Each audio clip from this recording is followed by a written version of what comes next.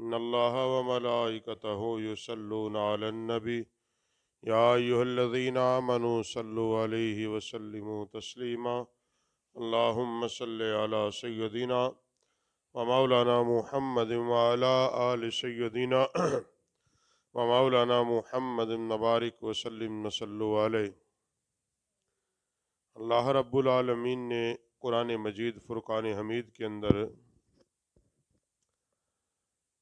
اکثر مقامات مقدسہ کے اندر اس امر اور اس حکم کا اعلان فرمایا، اے ایمان والو، نماز کو ادا کرو، نماز کو قائم کرو، نماز کو قائم کرو اور رکوع کرو رکوع کرنے والوں کے ساتھ۔ علماء نے اس بات کو بیان کیا ہے کہ قرآن پاک میں جب اس بات کا اعلان ہوا کہ رکوع کرو رکوع کرنے والوں کے ساتھ، تو مطلب یہ ہے کہ با جماعت نماز ادا کرو، با جماعت نماز پڑھو۔ نماز اللہ کا وہ امر ہے جس کو اس نے بارہا ہم پہ لازم کیا ہے۔ جب انسان نماز کے لیے اللہ کی بارگاہ میں حاضر ہوتا ہے، وہ نماز ادا کرتا ہے، گویا کہ وہ بادشاہ مالک الملک کی بارگاہ میں اپنی حاضری لگواتا ہے۔ بندے کے ذمے اتنا ہے کہ وہ اپنی حاضری مسلسل لگاتا رہے۔ حاضری لگوانا یہ ہمارے ذمے ہے، اور اللہ کی بارگاہ میں حاضری کیا ہے؟ پنجگانہ با جماعت نماز ہے۔ ایک بات یاد رکھو، فرائض جو ہیں، جو فرض نمازیں ہیں 5 وقت کی، یہ ہر عاقل بالغ مرد و عورت مسلمان پر فرض عین ہیں۔ اسی لیے اللہ کے نبی علیہ السلام نے فرمایا کہ 7 سال کی عمر میں بچے کو نماز کا حکم دو۔ 7 سال کی عمر میں، یہ حکم ترغیبی ہے۔ حالانکہ 7 سال کی عمر میں بچے پر نماز فرض نہیں ہے، فرض بالغ ہونے کے بعد ہے، مگر باپ کو پابند کیا ہے تاکہ اس کی ذہن سازی ہو جائے، اس کے علم میں یہ بات آ جائے کہ جب میں نے بالغ ہونا ہے تو مجھ پر نماز اللہ نے فرض کی ہے۔ 7 سال کی عمر میں یہ باپ کی ذمہ داری ہے۔ اگر کوئی باپ اپنی ذمہ داری کو پورا نہیں کرتا، یعنی 7 سال کی عمر میں یہ تو درکنار بچے کو کہنا کہ نماز پڑھا کر، بلکہ یہ کہنا کوئی نہیں ستا رہن دے باڑے، تو اب یہ خود سوچ لیں کہ اس کا حساب کس دن آپ کو دینا ہے۔ 10 سال کی عمر میں اللہ کے نبی نے کیا فرمایا؟ مارو اگر یہ نماز نہیں پڑھتا، سختی کرو۔ یہ ہے وہ تکلیف کفر کو جو کہتا ہے دین میں سختی کوئی نہیں۔ بھائی اسلام تو اللہ کا نبی تو کہتا ہے 10 سال کی عمر میں تمہارا بچہ نماز نہیں پڑھتا، اس پہ سختی کرو۔ سختی کیسے ہوگی؟ ایسے ہوگی بلو ممو پٹھو، ایسے تھوڑا ہی ہوگی۔ سختی کا معنی تو وہی ہے جو ہے۔ ایک ماں اور باپ، ہمارے ہاں اللہ کے حکم کی اہمیت، اصل میں آپ کو درس اس لیے نہیں دیتا کہ آپ سنیں کہیں ٹھیک ہے، یہ میں تو اکثر کہتا ہوں طلب کے بغیر کچھ نہیں آتا۔ اس نیت سے سنیں گے مولوی کدو جان چھڑ دا تواڈے پلے ککھ نہیں پینا، بات سیدھی سی۔ اس نیت نال تسی میری گل سننی ہے بھی مولوی جان چھڈے نماز پڑھیے کرے دفع ہوئیے، یہ بھی دفع ہوئے، تواڈے پلے ککھ نہیں جے پینا، بالکل چٹی ننگی گل ہے۔ بھائی یہی وجہ ہے نا ساری رات محفل نعت سن کے آئے، سویرے فجر نہیں پڑھی، کیوں؟ تسی بھی مجبوری نو بیٹھے ہو، نہ بھی مجبوری نو بایا ہے۔ اللہ کے دین کی بات محبت سے سنو، اور جب تک اس دل میں اللہ کے دین کی محبت نہیں آئے گی آپ کو کچھ حاصل نہیں ہونے والا۔ بڑی صاف بات ہے، بڑی صاف بات ہے یہ۔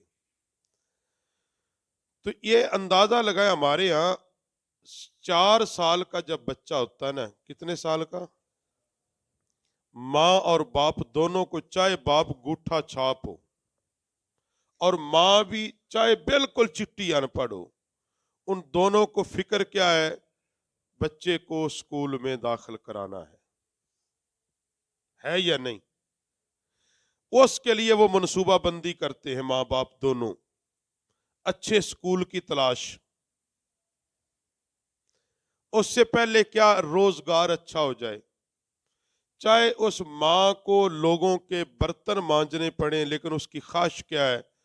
4 سال کی عمر میں میرا بچہ اسکول ہے چلا جائے۔ باپ کو چاہے مزدوری کرنی پڑے مگر اس کی خواہش اور تمنا کیا ہے؟ میرا باپ اسکول میں، میرا بیٹا اسکول میں۔ میں یہ تنقید نہیں کر رہا، یہ اس کا فکر ہے۔ فکر کیوں ہے؟ تاکہ میرے بیٹے کا دنیاوی مستقبل ٹھیک ہو جائے۔ اس کے ایک ذہن میں پورا ایک نقشہ ہے کہ یہ پڑھ جائے، پڑھ لکھ کے کوئی نوکری لگ جائے، کچھ کمانے کے قابل ہو جائے، تاکہ جب ہم مر جائیں یہ لوگوں کے ٹھیڈے نہ کھائے، جھڑکے نہ سنے، لوگوں کے یہ جناب ترلے نہ کرے، میری طرح یہ دیہڑی نہ کرے، مزدوری نہ کرے، میری طرح دھکے نہ کھائے۔ یہ اس کے ذہن میں پورا ایک نقشہ ہے اپنے ایک بیٹے کے لیے، اس کے لیے وہ سارا۔ اچھا خدا نہ کرے وہ نہیں پڑھتا، پھر وہ دوسرا ذہن بناتا ہے، اس کے لیے پھر کچھ مال جمع کرتا ہے تاکہ کچھ نہ کچھ جائیداد، کوئی گھر، کوئی پیسے اس کے لیے جمع کر جاؤں، کاروبار کر جاؤں۔ چلو نہیں پڑھا، میرے مرنے کے بعد کاروبار دیکھ لے، یہی کچھ۔ اچھا ایک بیٹے کے لیے دنیاوی طور پہ ایک باپ کو اور ماں کو اتنا فکر ہے تو بھائی قیامت کے دن تو بیٹا باپ سے نیکی مانگے گا، باپ کہے گا آج کچھ نہیں میرے پاس۔ اس دن کے لیے آپ نے اپنے بیٹے کے لیے کیا انتظام کیا ہے؟ یہ ہے فکر کی بات۔ قبر میں تو سگا باپ ہونے کے باوجود اس کو دفن کر کے واپس آ جائے گا، تو چند لمحے نہیں رکے گا جو موجودہ دور میں ہے۔ تجھے بیٹے کو دفن کرنے کے بعد اتنی فرصت نہیں ہوگی اس کی قبر پہ کچھ دیر کھڑا ہو کے میں اللہ کے کلام کی تلاوت کر لوں، بلکہ یہ فکر ہوگی جلدی سے گھر چلا جاؤں، مہمان آئے ہیں انہوں نے واپس جانا ہے۔ لیکن تو نے اس کی قبر کے لیے کیا انتظام اس کو دیا تھا؟ تو نے اس کی آخرت کے لیے وہ یہ تھا جو اللہ کے نبی نے فرمایا 7 سال کی عمر میں نماز کا حکم دو، 10 سال کی عمر میں سختی کرو، اور جب وہ بالغ ہو جائے پھر نماز نہیں پڑھتا وہ، فرمایا اس کا بستر الگ کر دو۔ بستر الگ کرنے سے مراد کیا ہے؟ ایک جگہ تو یہ بھی کہا کہ اس کو اتنی سختی کرو چاہے گھر سے بھی نکال دو۔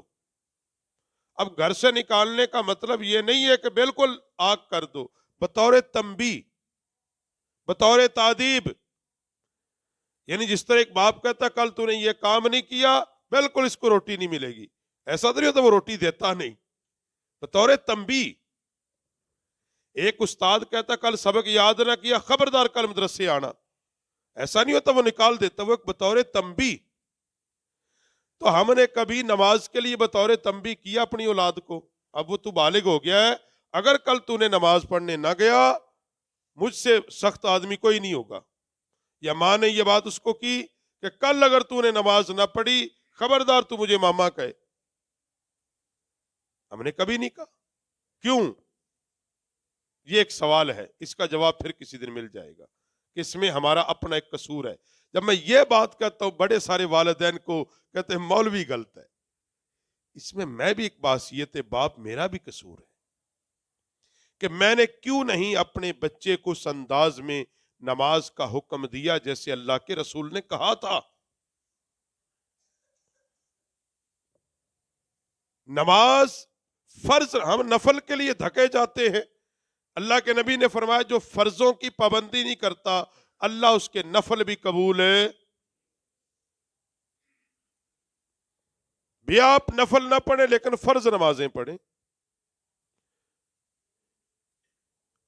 نماز کی اہمیت اس بات سے آپ اندازہ لگائیں کہ نبی رحمت صلی اللہ علیہ وسلم نے فرمایا اگر مجھے بچوں کا خیال نہ ہوتا، عورتوں اور بچوں کا، حضور نے فرمایا مجھے عورتیں اور بچوں کا، کہ وہ گھروں میں مقیم ہیں.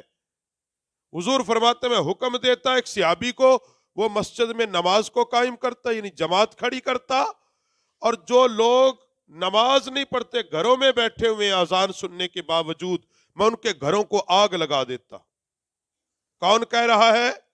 جس کا لقب ہے رحمت للعالمین. وہ عظیم الشان ذات کہہ رہی ہے کہ صرف گھروں کے اندر عورتیں اور بچے ہیں.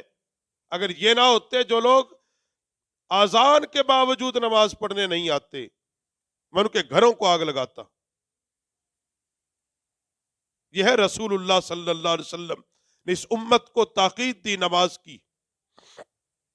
نماز کی. اور سرکار صلی اللہ علیہ وسلم اور صحابہ کرام کی زندگی دیکھ لیں. ہم چھوٹی چھوٹی مصروفیات بہانہ بناتے ہیں.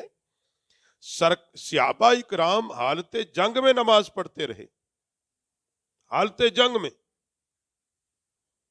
نماز پڑھتے رہے، نماز کو نہیں چھوڑا. ہم چھوٹے چھوٹے بہانوں سے نماز چھوڑتے ہیں. اور قرآن پاک نے ایک نہیں اکثر مقامات پر اس بات کو بیان کیا، اقیم الصلاۃ، نماز قائم کرو، اقیم الصلاۃ، نماز قائم کرو، فصلی لربک، اپنے رب کے لیے نماز پڑھو، ان الصلاۃ نسک و محیایا، محبوب اعلان کر دو میری نمازیں اللہ کے لیے ہیں. مگر ہم ماہ رمضان کے نمازی ہیں. بھائیو، نماز صرف ماہ رمضان میں نہیں، نماز سال کے 12 مہینے 365 دن کے ہر دن میں اللہ نے 5 نمازیں آپ پر فرض کی ہیں. آپ پر فرض کی. باحیثیت گھر کے سربراہ مرد کی ذمہ داری ہے وہ اپنی بیوی کو نماز کا حکم دے، وہ اپنی اولاد کو نماز کا حکم دے. آپ کا کام حکم دینا ہے، اللہ کے حکم کی پابندی کرنا ہے. آپ حکم دیں تاکہ وہ نماز کو قائم کریں. اور جب ایک ماں اور باپ دونوں نماز کو قائم کریں گے پھر انشاءاللہ اس کی برکت سے اللہ اولاد کو بھی نمازی بنا دے گا. اللہ بنا دے گا نمازی. مگر کوشش تو کریں آپ خود، تھوڑی سی محنت تو کریں اس کے بارے میں. اس لیے آداب نماز میں یہ باتیں ہیں کہ نماز کے لیے جب حاضر ہوا جائے اللہ کے حضور، ہماری اہمیت یہ ہے. میں ایک بات کرتا ہوں، بڑے سال ہو گئے اس بات کو، میرے دماغ میں آج بھی وہ بات ہے. آج بھی یہ وہ زمانہ تھا جب ہمارا طالب علم، ایک عیسائی نے مجھ سے سوال کیا، اور میں اس بات، اس وقت میرے پاس اس کا جواب نہیں تھا، میں خاموش ہو گیا، مگر ابتدائیہ تھا. اس نے ایک بات کی، اس نے کہا جی یہ تواڈے بندے مسیتے جاندے نے، مسیت دی ٹوپی سر تے رکھ دے نے، جدو نکلن لگیا چلا کے کیوں سٹ دے نے؟ ایک عیسائی کا یہ سوال تھا. انہیں کہا جی سراں دی جی ٹوپی تے پگ تے عزت دا نشان ہویا، تو تسی اللہ دے حضور جدو کھلوندے جے تے وہ چک کے لا پا لیندے جے، تے نکلن لگیا تواڈے بندے اینا گوارا نہیں کردے کہ انہوں ان دی جگہ تے جتوں چاہی کہ چلا کے سٹتے نے. کیوں؟ یہی درد دل ہے کہ نماز کا احترام کیا ہے کہ ہم یہ ٹوپی مسجد کی پہن کے دنیاوی کسی افسر کے سامنے چلے جائیں گے؟ بولو، ہے جا سکتے جی؟ یہ جو دنیاوی ٹوپیاں مسجدوں میں رکھی ہوئی ہیں، ہم نے بھی رکھی ہوئی ہیں، یہ پہن کر کیا ہم دنیاوی کسی فنکشن میں چلے جائیں گے؟ کسی جو شادی جانا چلے جاؤ گے؟ ہے تو بادشاہ یا حکم الحاکمین کی بارگاہ میں ہم نے کھڑا ہونا ہے یار. ہم نے اس رب کی بارگاہ میں کھڑا ہونا ہے جس کے لیے ہم کہتے ہیں ہم سارا کچھ ہی.